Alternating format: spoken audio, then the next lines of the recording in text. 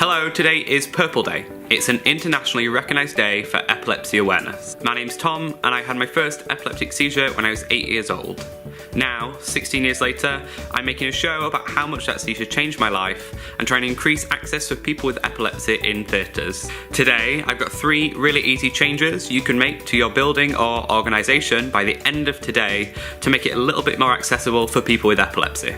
I'm in Omnibus Theatre in Clapham to give you tip 1, which is strobe sheets. Though less than 5% of people with epilepsy are photosensitive, which means that quickly flashing lights or strobes can trigger seizures, it's really important for that percent that they know about strobe lights in advance. This doesn't just mean to tell them that there's going to be a strobe at some point during the show, because that means they can't see it at all.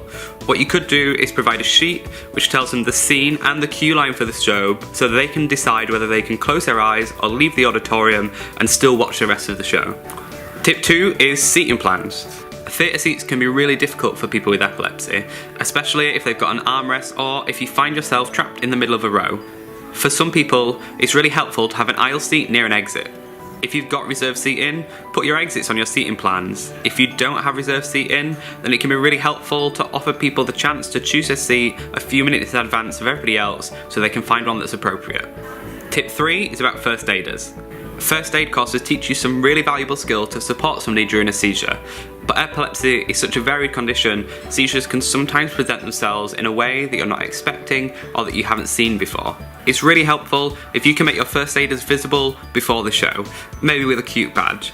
It means that people with epilepsy can have a conversation with them about how best to support them during a seizure, for example, telling them where they keep emergency medication. They are my top 3 tips. I'm also collecting information right now about how much theatres and companies know about epilepsy already.